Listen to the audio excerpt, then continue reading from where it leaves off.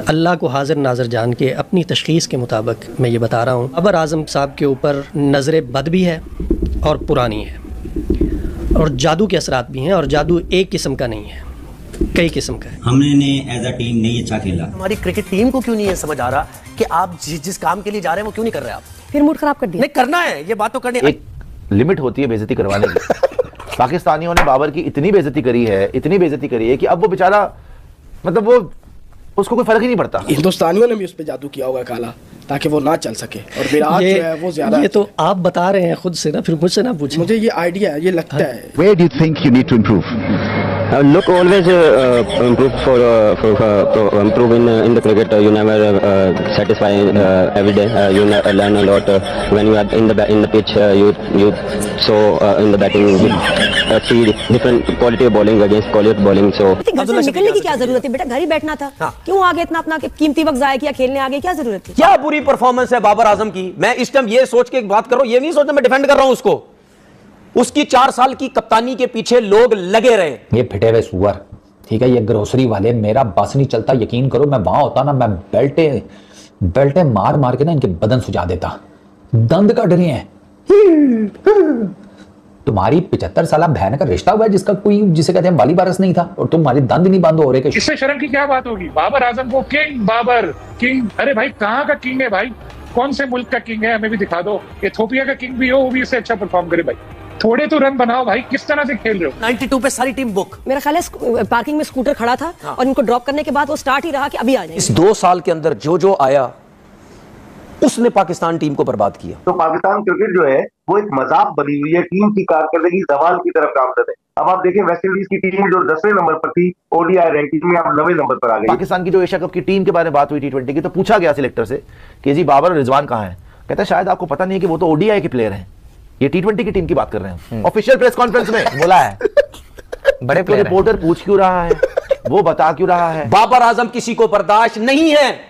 बाबर आजम पैसा कमा रहा है, किसी को बर्दाश्त नहीं है। कमर्शियल में काम कर रहा है, किसी को बर्दाश्त नहीं है। जिस ग्रोसरी वाले ने सबसे ज्यादा गंद किया है, जो सीनियर प्लेयर्स हैं, वो ही दांत निकाल रहे हैं। मैं तो इनकी शक्लें देख देख के हैरान हो रहा, और वहां पर मुझे गुस्सा चढ़ा हुआ था। प्लेयर है भाई, आउट ऑफ फॉर्म ही है ना, क्या हो गया? इतने बड़े बड़े इल्जाम क्यों लगा रहे हैं उनके ऊपर? उसी पिच पर 40 मिनट में कांटे निकल आए, या किसी ने कोई बारूदी सुरंगें बिछा दी कि हमारे बैट्समैन जब गए तो डर के मारे खेल रहे थे, और जिस तरह से वो बैटिंग की उन्होंने।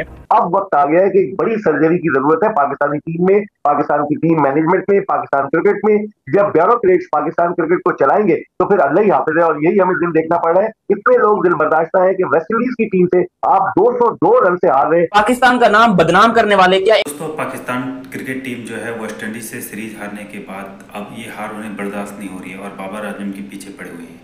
दरअसल दोस्तों, मीडिया में कुछ लोग ये कह रहे हैं कि भारत ने जो है बाबर आजम पे काला जादू किया है और एक बुराना जादू है, जिससे पाक की क्रिकेट भी बर्बाद हो रही है और बाबर आजम का करियर भी। और दोस्तों, पाकिस्तानी मीडिया में यही चर्चा हो रही है कि बाबर आजम कहाँ के किंग रह गए हो, तुम कुछ तो करो, तुम्हें मौका दिया जा रहा है, तुम 0-0 रन बना रहे हो। अरे भाई कुछ तो रन बनाओ, तुम्हें किंग कहा जाता है। किंग तो असली विराट कोहली है, और तुम्हें किंग, तुम हो कहाँ के किंग, तुम जब रन ही नहीं बना रहे। तो दोस्तों, पाकिस्तानी मीडिया कुल मिलाकर बाबर आजम के पीछे पड़ी है कि बाबर आजम को रिटायर होना चाहिए। वहीं तनवीर अहमद जो है बाबर आजम का बचाव कर रहे हैं कि भाई 4 साल के कप्तानी में उसके पीछे लगे रहे, अब भी उसे खेलने नहीं दिया जा रहा है। तो दोस्तों, वीडियो के माध्यम से देखिए पाकिस्तानी मीडिया क्या क्या कह रही है। चलो आइए देखते हैं। मैंने आपको सरफराज को बोला किस वजह से उसको हटाया। जब सैरोगेट कंपनी का सिलसिला शुरू हुआ, उससे पहले तो बाबर आजम बिल्कुल ठीक था।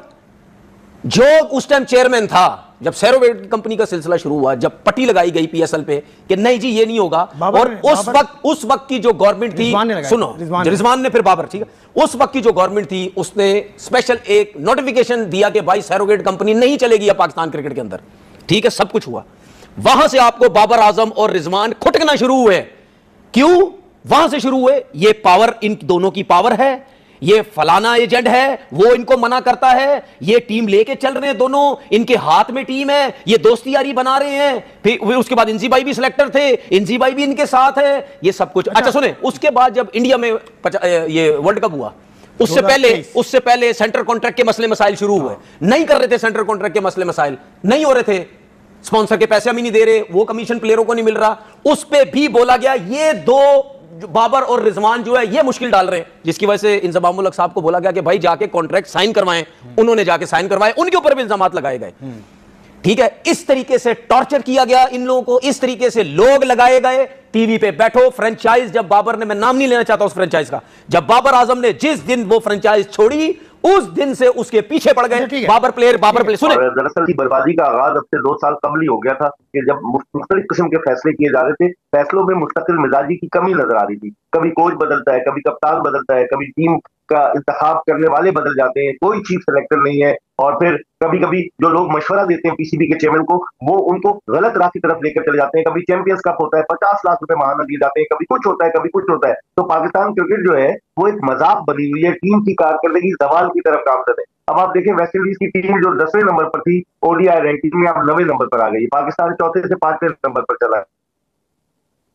पाकिस्तान टेस्ट में किस पोजीशन पर है सबको पता है, 7वें नंबर पर है। टी20 में क्या कारकर्दगी, तो कारकर्दगी बजाय बुलंदी की तरफ जाने के जामी पस्ती की तरफ गामजन है। कौन है इसका जिम्मेदार? कोई तो आ गया है जो जिम्मेदारी कबूल करे, कोई कबूल करने को तैयार नहीं। नशिस्तन गुफ्तन बर्खास्तन वाली बात है कि कुछ दिनों के बाद जख्म मुंजमिल हो जाएंगे, सब भूल जाएंगे। मेरे ख्याल में इस वक्त जिस 9 जून को गुज़िश्ता बरस मोहसिन नकवी साहब ने कहा था कि सर्जरी की जरूरत है, अब वक्त आ गया है कि एक बड़ी सर्जरी की जरूरत है पाकिस्तानी टीम में, पाकिस्तान की टीम मैनेजमेंट में, पाकिस्तान क्रिकेट में। जब ब्यूरोक्रेट्स पाकिस्तान क्रिकेट को चलाएंगे तो फिर अल्लाह ही हाफिज है, और यही हमें दिन देखना पड़ रहा है। इतने लोग दिल बर्दाश्त है कि वेस्ट इंडीज की टीम से आप 202 रन से हार रहे हैं, जो पाकिस्तान के लिए बड़ी शर्मनाक बात है। हमारी क्रिकेट टीम को क्यों नहीं है समझ आ रहा कि आप जिस काम के लिए जा रहे हैं वो क्यों नहीं कर रहे आप? फिर मूड खराब कर दिया। नहीं करना है, ये बात तो करनी है। अच्छा, वो मैंने आपसे कहा था 0090 क्या था वो? पता नहीं क्या था। हाँ, वो कहता है वो पिन कोड है, पिन है आपका। हाँ, ये देखे ना आप 0090 कितना एक इसका रिदम आ रहा है। हाँ। साइम अयूब 0, ओके, असद शफीक 0, वाह, बाबर आजम 9, वाह, मोहम्मद रिजवान 0।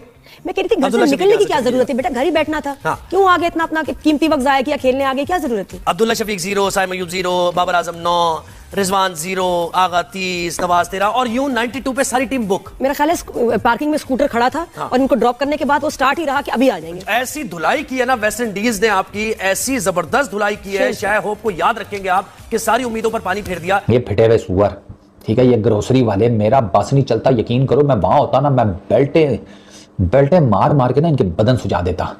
दंद कट रहे हैं। तुम्हारी 75 साल बहन का रिश्ता हुआ है जिसका कोई, जिसे कहते हैं वाली बारस नहीं था, और तुम्हारे दंद नहीं बंद हो रहे कि शुक्र है इस फरीजे से भी जान छूटी है। किस चीज की तुम्हें खुशी है? 34 साल बाद तुम 10 नंबर टीम से आ रहे हो, रैंक्ड 10 थी वो इस सीरीज में, जब आए हैं 10वें नंबर पर थी, जिसके अगले वर्ल्ड कप के चांसेस के घोड़े लगे पड़े हुए हैं। उनको ऑस्ट्रेलिया भी मार कर गया है, उनको समझ नहीं आ रही अपनी टीम के बैलेंस की। वो रैंक्ड 10 टीम तुम्हें सूत गई है 2-1 से, और उसमें से भी एक मैच तुम्हें 2 लड़कों ने जितवा दिया, इसने हसन नवाज ने और हुसैन तलत ने। जिस ग्रोसरी वाले ने सबसे ज्यादा गंद किया है, जो सीनियर प्लेयर्स हैं वो ही दांत निकाल रहे हैं। मैं तो इनकी शक्लें देख देख के हैरान हो रहा, और वहां पर मुझे गुस्सा चढ़ा हुआ था।